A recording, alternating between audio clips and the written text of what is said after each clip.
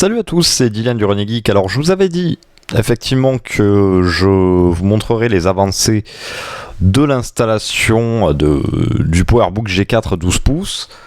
Donc ça y est, on y est arrivé, on va entamer l'installation et je me suis souvenu, pendant que je gravais mes images disques donc, de macOS Tiger, que, alors moi ce que j'aime bien installer sur ces machines-là, c'est macOS Léopard. Et je me suis dit, au lieu de vérifier les caractéristiques, etc., tente d'abord de booter sur ce CD donc de macOS Léopard. Donc attention, c'est une version serveur, mais il est très facile, je vous mettrai un lien dans la description, de transformer une version serveur en version classique. C'est juste un petit peu de code à saisir et votre version est transformée en version classique, ce qui est plutôt logique parce que la version serveur coûte beaucoup plus cher que la version normale. Donc je me suis dit, j'avais ça qui traînait pour mon vieux serveur Xserve. C'était du Léopard, donc je me suis dit, il doit être compatible Intel et PowerPC, ce fut le cas. Donc je me suis dit déjà s'il boot, la configuration est bonne en fait pour ce Mac. Après il faut savoir que de toute façon, il me semble que ces Mac minimum étaient cadencés à 867 MHz et que c'était la configuration minimum pour macOS Léopard. Donc ça m'a pas surpris. Donc finalement on va installer plutôt cette version plutôt que de faire un clonage etc. avant que je retrouve le cordon Firewire. Donc encore une fois je préfère vous le dire en début de vidéo, il risque d'avoir pas mal d'attentes comme la vidéo d'installation de l'iMac G3.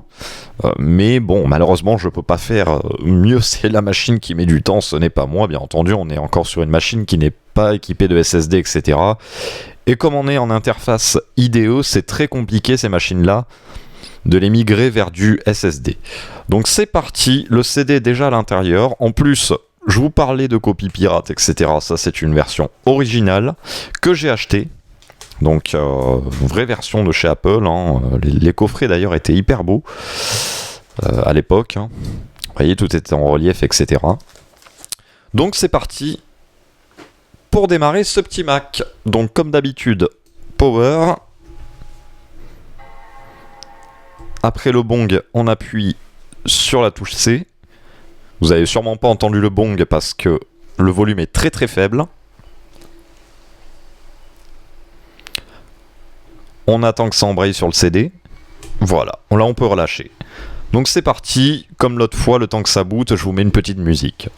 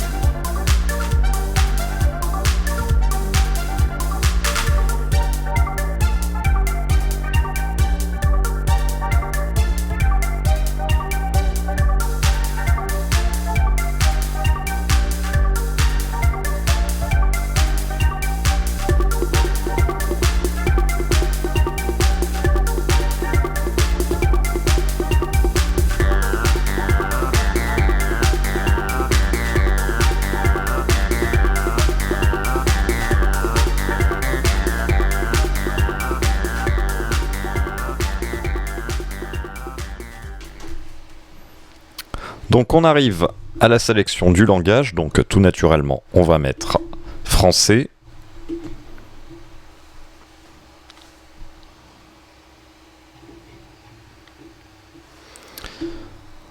Alors j'ai un petit message d'erreur, donc le Mac ne dispose pas assez de RAM.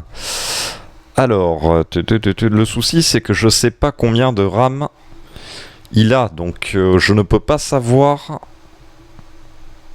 Ah, j'ai même pas accès. Je n'ai même pas accès, donc ça doit être un modèle avec moins de 512 mégas de RAM. Ah, quoique, j'ai peut-être information système. Donc on va vérifier là combien il a de RAM. Et je vais aller chercher un petit peu de RAM. Il me semble que j'en ai encore de la DDR. DDR classique. Ou DDR1, appelez ça comme vous souhaitez. Hein. Donc ça va rechercher. Donc, mémoire. 256, 256. Et ça ne lui convient pas. Qu'est-ce qui est marqué sur la pochette? Décidément que de... 1 giga de RAM, 1 giga de RAM, 1 giga de RAM. Il me faudrait une barrette de 1 giga en DDR. Est-ce que j'ai... ça va coincer, je pense que ça va coincer. Bon, je vais voir ce que j'ai, sinon, le cas échéant, on va essayer de bidouiller autrement. Bon, du coup, on reprend cette vidéo...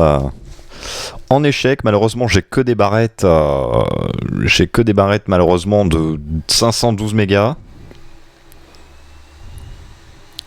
Alors, hop, c'est bon. Donc du coup, oui, que des barrettes de 512 mégas. Je pensais que ce modèle-là avait 512 mégas de soudé, et malheureusement, oui, parce qu'il y a de la mémoire soudée sur les PowerBook e-book, et d'ailleurs, ce qui est bien dommage. Et hélas, il a que 256 mégas de soudé, en fait. Donc je pensais qu'en ayant 512, voilà, j'ai même pas été bien loin, j'ai regardé d'autres machines dans mon atelier, je sais que j'ai beaucoup de machines qui ont 512 de barrettes et 512 soudées, hein, de l'e-book G4, etc. Je me suis dit ça va le faire. Et hélas non, ce modèle-là, 256, donc j'ai quand même vérifié un peu toutes mes machines qui pouvaient avoir ce genre de barrette, si on pouvait avoir donc une barrette de 1 giga, mais non, comme c'était relativement cher, j'ai beaucoup de 512, mais pas de 1 giga malheureusement, donc c'est cuit pour Léopard, donc on va faire une installation de Tiger qui lui nécessitait donc 512 mégas minimum. Donc je vous laisse patienter le temps que ça boot.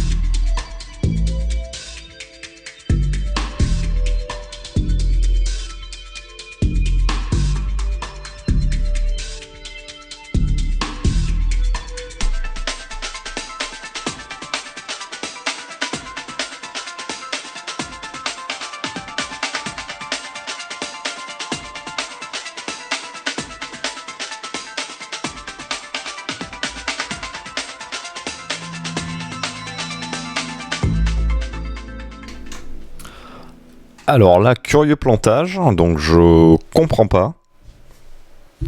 Je sens que ça va être dur sur ce powerbook. Que se passe-t-il? Ce n'est pas une mise en veille, non. Ah, je comprends pas. Il s'est éteint?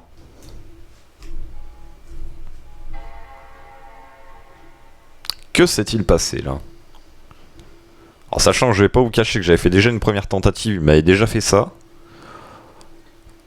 Bon, je vais essayer d'investiguer de mon côté. Peut-être que le gravage a foiré. Je vais essayer de voir, mais là je comprends pas trop ce qui se passe. Alors le manque de RAM, bon ça peut s'expliquer, mais une extinction juste avant le truc, c'est pas normal, donc je vais voir. Donc du coup je vous dis à de suite. Bon, après plein de tentatives, etc., j'ai trouvé plus ou moins le souci. Donc pour macOS Léopard, c'est tout simplement donc le manque de RAM.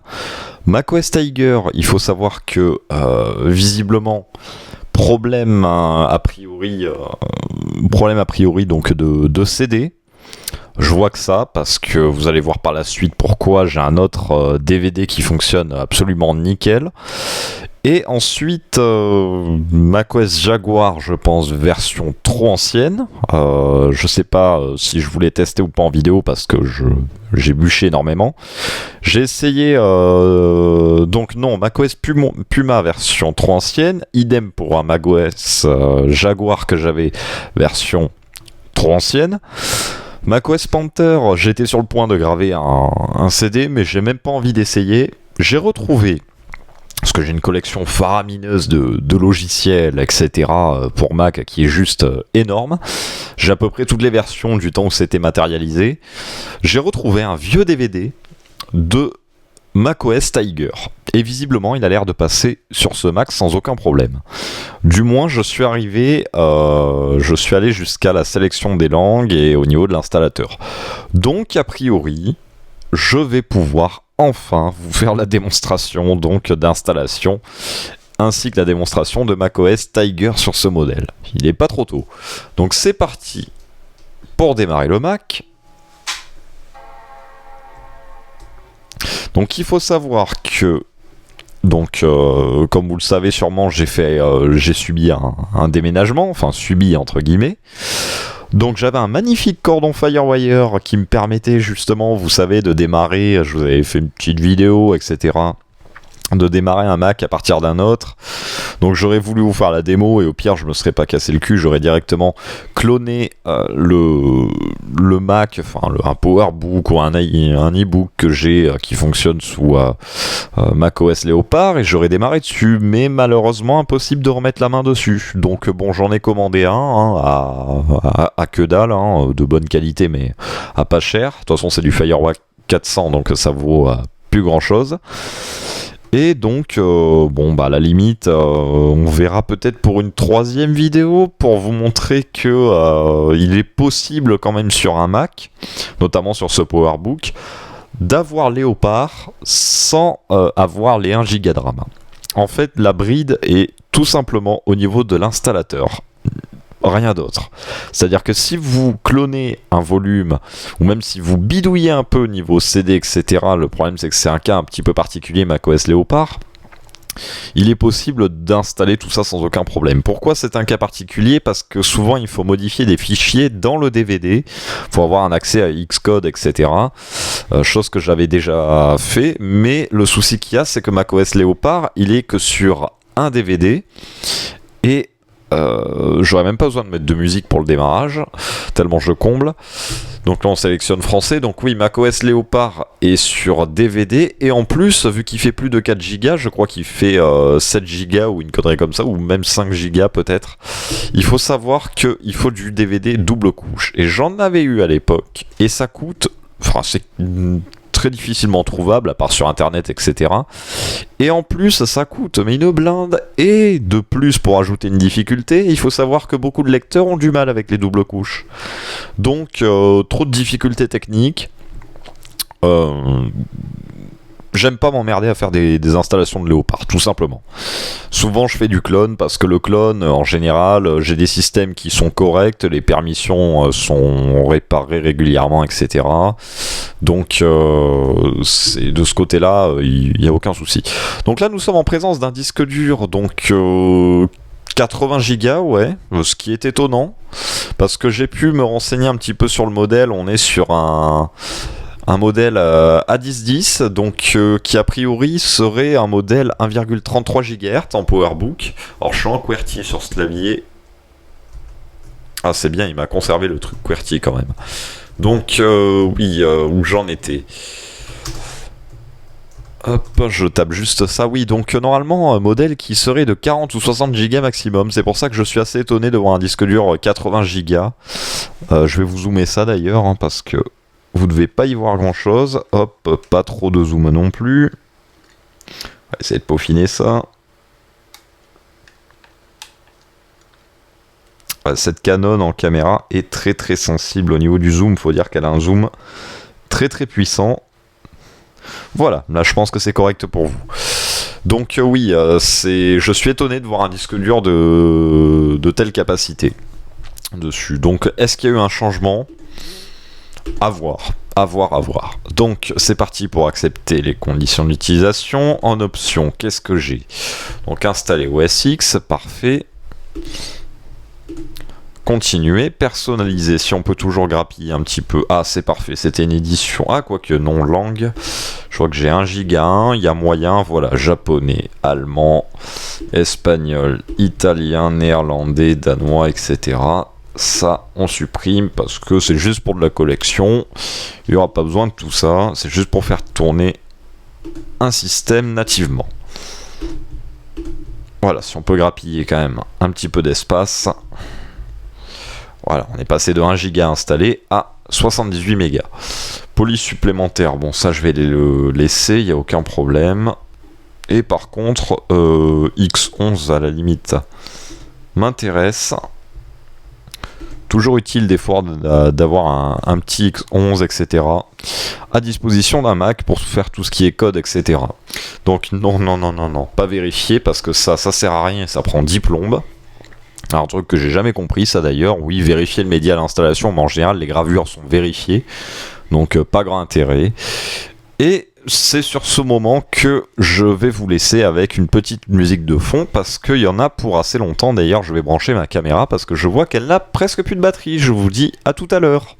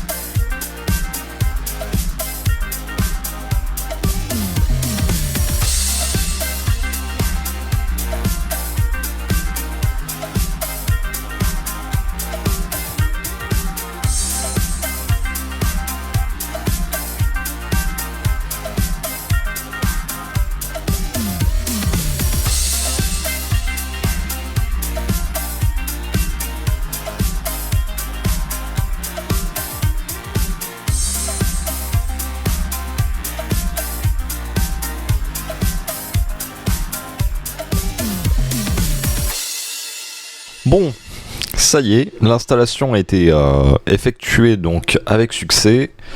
Donc il n'y a plus qu'à redémarrer l'ordinateur. J'espère que ça n'a pas été trop long pour vous. Voilà, ça c'est vrai que les installations de système, donc j'aime bien vous les faire découvrir de A à Z, pas en accéléré. Tout ça pour, ça fait partie un peu de mon projet musée, hein, parce que je vais pas vous le cacher, même si c'est très lointain, s'il n'y a pas d'obstacle dans ma vie qui me permettent de faire ça, faut savoir que le musée entre guillemets sera en fait associé en gros à des présentations de vidéos, etc. Pour voir en fait qu'est-ce qu'une installation, combien de temps ça prenait, comment ça se déroulait, etc. C'est pour vraiment garder une trace de ces installations, parce que je compte jamais effacer ma chaîne, hein. Ça, une chose est sûre, c'est qu'elle existera toujours. Donc c'est vraiment pour garder une trace de ces installations, parce que même aujourd'hui, je pense que pour les plus anciens de la chaîne, et je sais qu'il y en a une minorité, personnes qui ont 30, 40 ans, 50 ans, savent comment est une installation de Tiger. Encore, faut vraiment s'y intéresser, hein, pour connaître, savoir en fait comment est une installation de Tiger. Mais sinon, je pense que les plus jeunes d'entre nous, même les personnes qui ont mon âge, je pense qu'ils ne savent absolument pas en fait comment s'installer Tiger, à quoi ça ressemblait à l'époque, etc. À part pour les personnes vraiment mordues, passionnées, quoi. Donc déjà, exit tout ce qui est le POM Air, etc. Hein, le recovery, comme vous connaissez sur les Mac actuels, ça avant, ça n'existait pas. Il fallait des CD de restauration, etc. Enfin, CD de restauration, CD d'installation, parce que chez Mac, ça a été, ils appelaient ça CD de restauration, mais c'était fourni avec, etc. On n'avait pas à les créer. Donc là, Tiger se lance. Donc on a une petite roue multicolore due donc au lourd lancement donc du Mac au démarrage, ainsi que le manque de RAM, hein, parce que 512 mégas de RAM n'est vraiment pas énorme, hein. Bien que pour l'époque de Tiger c'était dans la moyenne. Faut savoir que 512 mégas de RAM à l'époque de Tiger, c'était l'équivalent de 4 Go de RAM aujourd'hui sous Windows 10, quoi.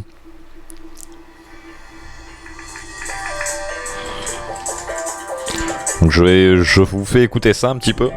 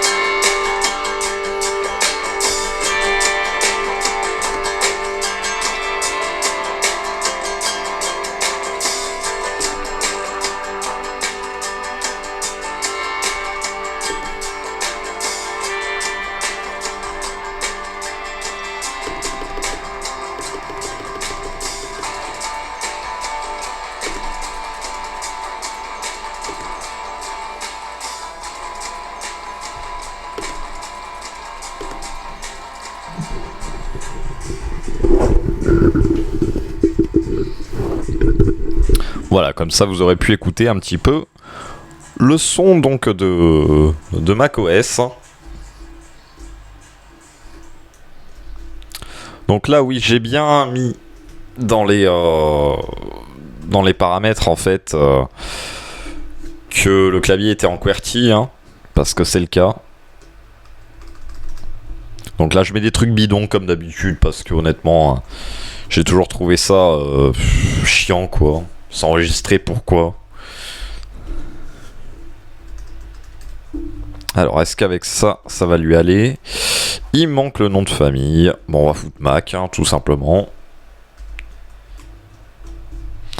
Voilà, alors, hein, est-ce qu'il est content avec ça? Oui, parfait. Ah oui, ça c'est vrai qu'on est obligé de fournir toutes ces informations. Donc des fois je fais gaffe, des fois comme là. Hop, c'est le premier de la liste. Donc là, je vais mettre par contre mon vrai nom.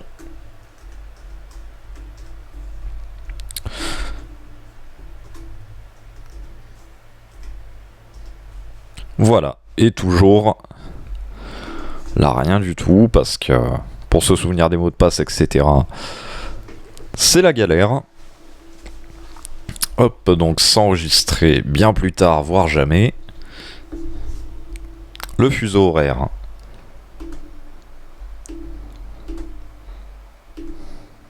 Voilà, des fois j'arrive à le viser dans le mille dès le premier coup, là ce n'était pas le cas. Date et heure, ah oui effectivement on est revenu en 2005. Non il veut pas. Oula. Alors.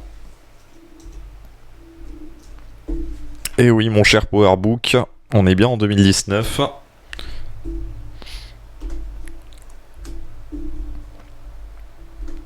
Et l'heure on s'en fout. Hop, continuez. Et pensez à vous enregistrer, oui, bien sûr, bien plus tard. Donc c'est parti pour découvrir un peu ce système. Donc là, ça va se charger doucement. Je vais pas vous mettre de musique d'attente parce que bon, ça va être relatif. Voilà, c'est le temps que je le dise. Hein. Donc, on est sous macOS Tiger. Donc, tout d'abord, on va faire un petit tour au niveau donc d'à propos de ce Mac. Donc effectivement, c'est un processeur 1 GHz. Donc contrairement aux informations données, c'est pas un 1.33, c'est 1 GHz, 512 Mb de RAM, donc en DDR. Je n'ai pas la dernière version de Tiger. Je compte pas l'installer, parce que étant donné que c'est pas un Mac que j'exploiterai, la dernière version était 10.4.11, mais ça c'était vraiment un CD Day One, entre guillemets. Donc, est-ce que j'ai un petit peu plus d'informations sur ce disque dur ? Ah, ça me dit rien du tout, là, IC25, etc. C'est quel fabricant, ça ? Alors là, vraiment, j'en ai aucune idée. Ça me dit rien du tout. Hitachi, non, c'est un H, Hitachi. IBM, ouais, IBM en 80 Go, ça m'étonnerait quand même. Ça me paraît bizarre. Après, ça, il fait quand même pas mal de raffus. Quel disque dur faisait pas mal de raffus ? Il me semble que les Hitachi étaient relativement silencieux.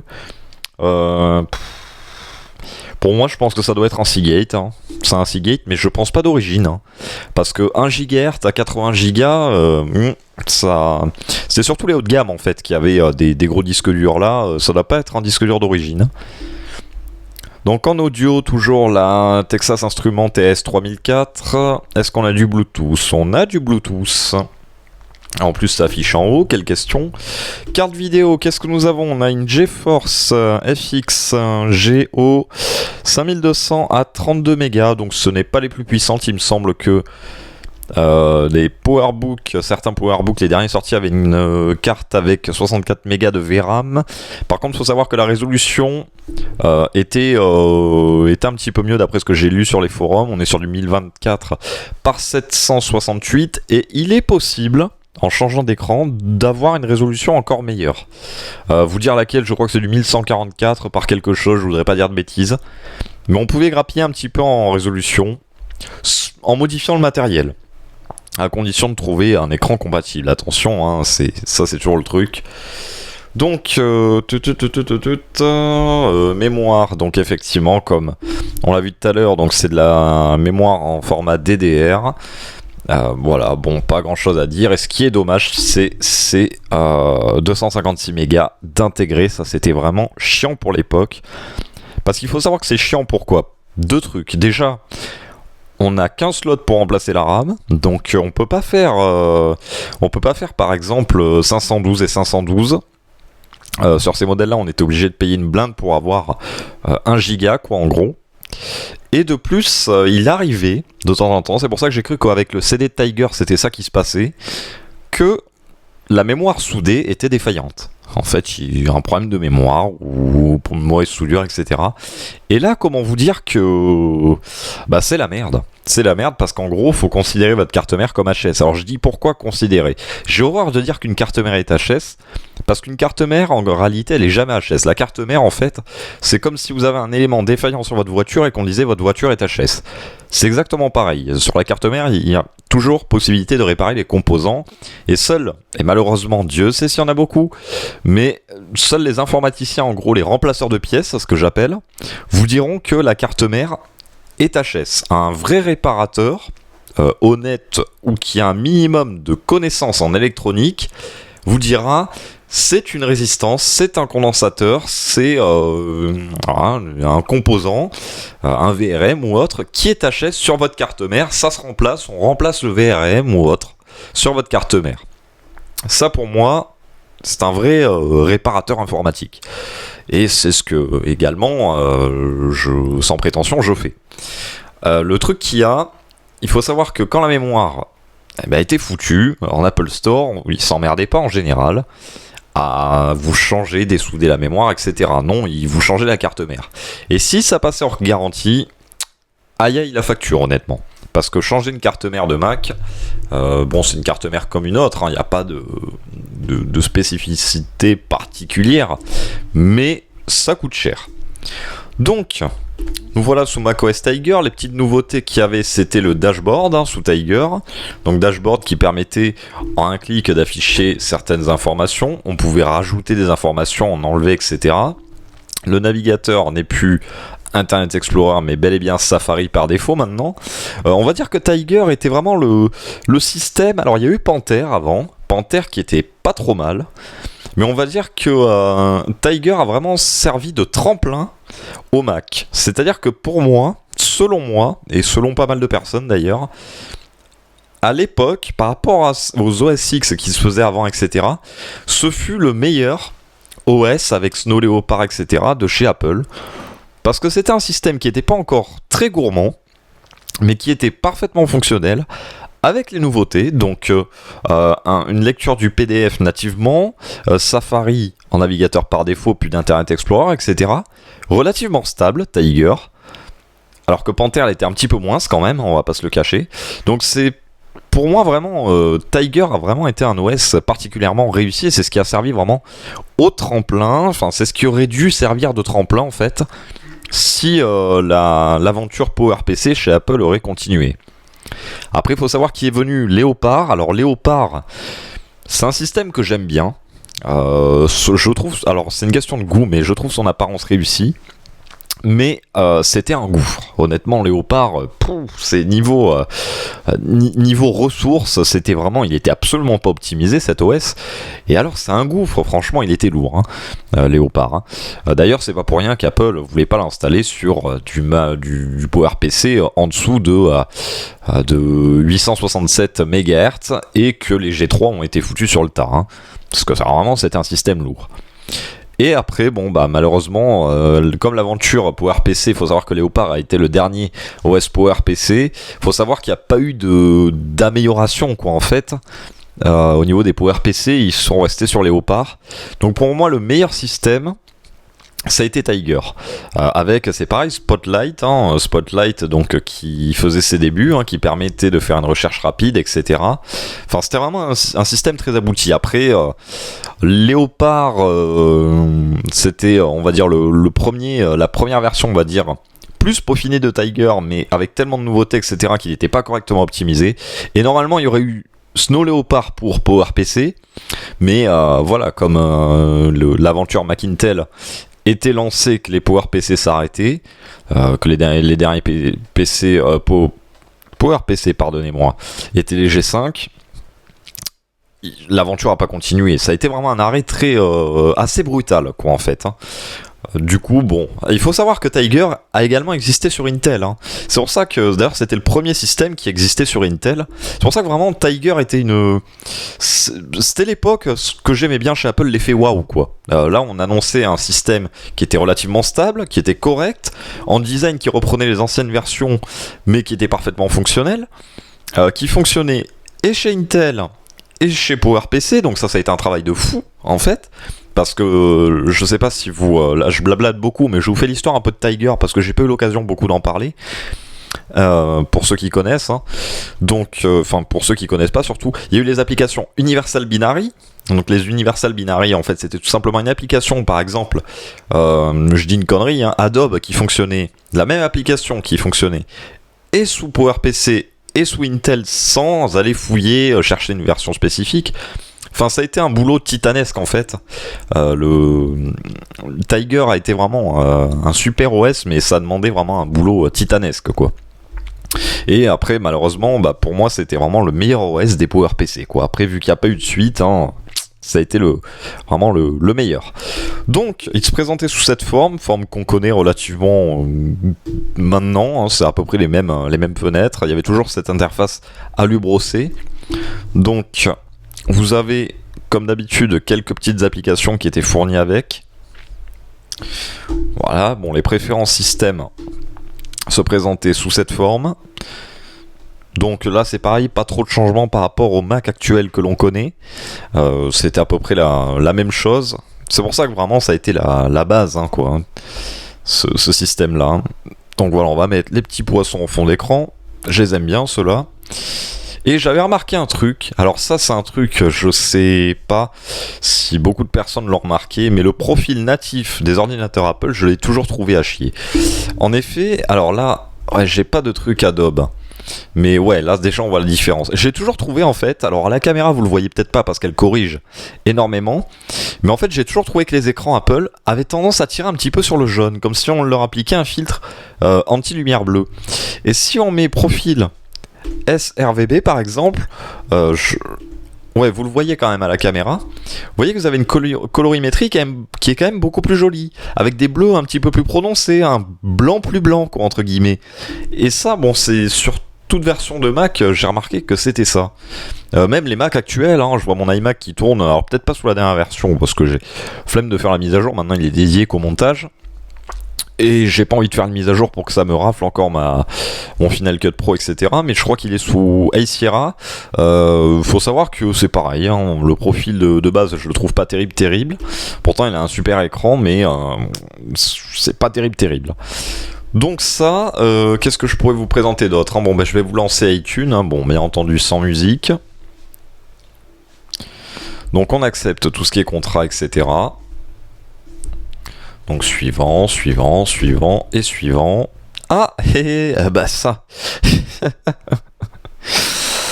Youpi, donc je pense que j'ai un problème de RAM effectivement sur ce Mac. J'espère que c'est pas la mémoire solide qui est soudée. Bah sous vos yeux, vous avez un beau fail, un beau kernel panique. Waouh, magnifique. Alors faut savoir ouais que en même temps j'ai pas fait de cadeau, j'ai pas installé la dernière version aussi de Tiger parce que comme toute première version c'était relativement instable. Donc bah c'est parti pour redémarrer ça. Ah, les kernels panique en fait c'est un peu l'écran bleu de Windows en fait quand vous avez ça. Donc après est-ce que ça a été j'ai cliqué trop comme un sagouin, je lui ai demandé trop d'informations, lui fait la mémoire elle a complètement saturé et ça l'a planté.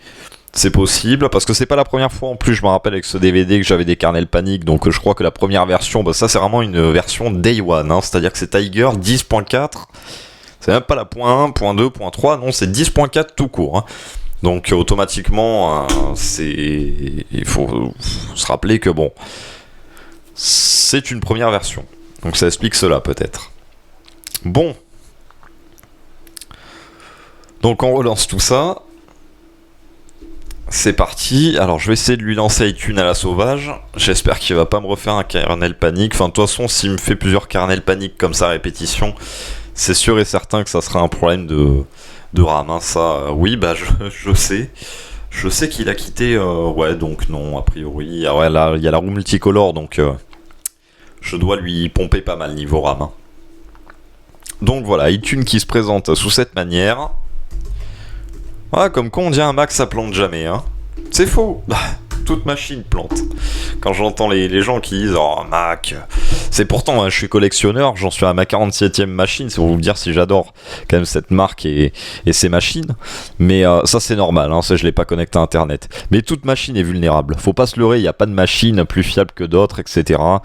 Faut savoir qu'un Windows hyper bien utilisé, il pourra se comporter mieux qu'un Mac mal utilisé. C'est ça, il n'y a pas photo quoi. Et je vous dis des Mac, alors autant à cette époque des PowerPC c'était relativement sécurisé, maintenant ça devient de plus en plus vulnérable malheureusement. Donc je peux vous dire des Mac pourris, mais quand je vous dis pourris, c'est pourri avec plein d'adware etc. Dans tous les sens j'en ai vu. Hein. Alors que vous voyez moi je fonctionne sous Mac, Linux est un bien grand mot, mais Mac, Linux, Windows. Je peux vous dire qu'il y a son lot de bugs sous Linux, un lot de bugs sous Windows et un lot de bugs sous Mac. Mais si vous utilisez correctement vos machines, à part première version, etc., qui font que ça chie dans la colle, il n'y a pas de raison que vous ayez des Mac pourris ou des PC pourris, etc. Donc voilà, donc je pense qu'on a fait un petit peu le tour de ce truc, de ce petit PowerBook. Donc après voilà, hein, pas grand chose à vous présenter d'autre, hein. On a fait le tour d'OS X. Donc j'espère que cette vidéo vous a plu. Ce fail était magnifique quand même, hein. Mais vous voyez, je suis brut de coffre, il n'y a aucune censure dans mes vidéos. Je le laisse et comme ça fera une petite surprise au montage. Bon, je vois qu'on est déjà à 47 minutes avec l'installation. Ça sent la vidéo qui va durer plus d'1 heure, ça. Oui, je regarde sur mon ordinateur. Ouais, je suis à 59 minutes là. Temps total de la vidéo. Donc bon, ça sera une longue vidéo installation. Il y a eu pas mal de galères, etc. Mais c'est ce que j'aime également sur cette chaîne, hein. Ça va atterrir dans la playlist main dans le cambouis, ça, je pense. Parce que j'aime partager avec vous les galères, effectivement, qu'on peut avoir. Et j'aime expliquer les problèmes, bien que sur le CD de Tiger, au départ, je ne comprends pas le bug. Honnêtement, je ne comprends pas. Alors, je pense que l'image est corrompue, en fait. Je vais le signaler au site pour que les modos corrigent ça. Mais je comprends pas le bug, honnêtement. Donc, voilà. Après les autres versions, je vous ai dit, ça s'explique. Léopard, pas assez de RAM. Donc ça pardonne pas. Sans bidouiller, c'est inévitable. Et Jaguar, Puma, etc. Trop vieux. Donc il m'aurait fallu du Panther. Panther à la limite. Est-ce que pour le fun, allez, les gens quitteront la vidéo s'ils veulent. J'ai gravé donc une image disque de Panther. Est-ce que pour le fun, on regarde si ça boot? Allez, on va se tenter ça. Alors, il est hors de question, je vais pas refaire une installation, etc. Hein, mais au moins voir si j'arrive à aller au menu d'installation. Ah, j'aime bien, je suis très tenace, hein, pour ceux qui me connaissent pas. Moi, j'aime bien décortiquer vraiment de A à Z un truc, hein. C'est pour ça que d'ailleurs je me permets de vous partager vraiment toutes ces machines, etc. Enfin, toutes ces vidéos de machines. C'est bête à dire, mais et encore, alors, ouf, là, pas bien ce que je vais faire, mais il a pas pris en compte. Et voilà, comment user un disque dur encore plus. Alt. Voilà, fais-moi un petit alt.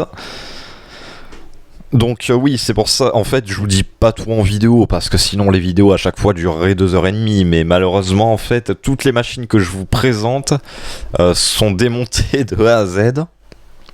Oui, c'est pas une connerie, c'est démonté de A à Z. Et toutes les caractéristiques, les puces qu'il y a à l'intérieur, etc. Bon, je fais un check à chaque fois dans les versions d'OS X pour voir s'il n'y a pas d'incohérence. Mais après vidéo, c'est vraiment le grand démontage, le nettoyage, la maintenance, parce que les machines que j'ai, j'aime bien qu'elles sont vraiment très très propres. Donc c'est bête à dire, hein, mais j'ai énormément d'affection pour ces machines-là. Donc c'est un peu comme... pas un humain, je vais pas comparer ça à un humain, mais moi j'aime bien quand ces machines-là, en fait, ça sera vraiment, je serai leur dernier propriétaire. Enfin, à part si dans un monde très très lointain, j'ai de la succession et que ça récupère.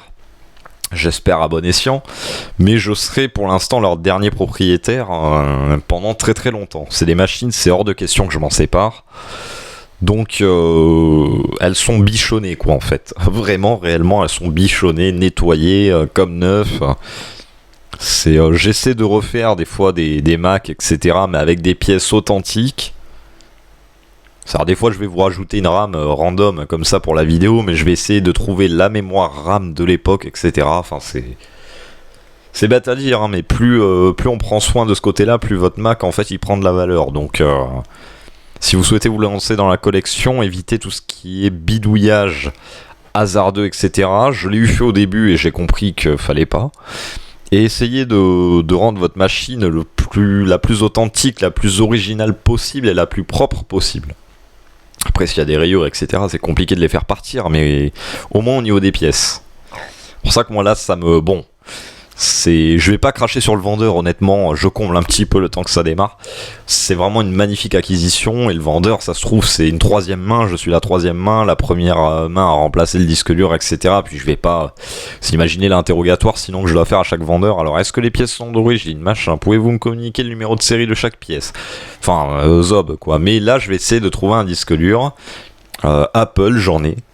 Je vais essayer de trouver un disque dur Apple, je crois que j'ai du IBM en 40 Go ou 60 Go.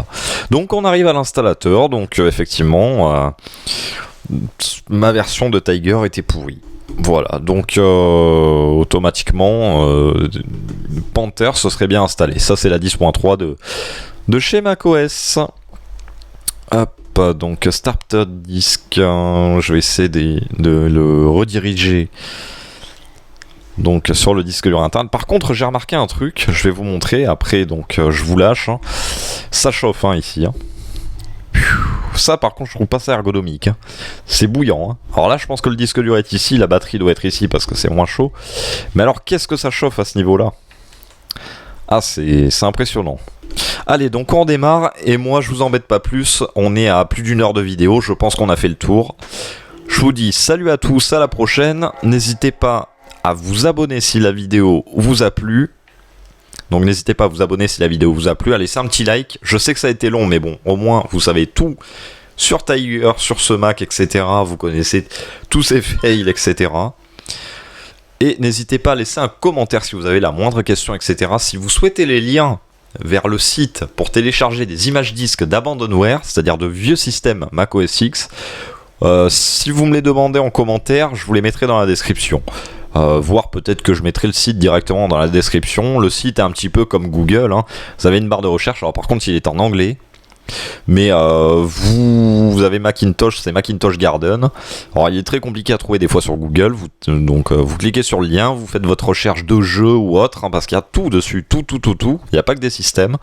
Et vous téléchargez plusieurs solutions, soit les liens donnés par les utilisateurs, donc Mega, etc.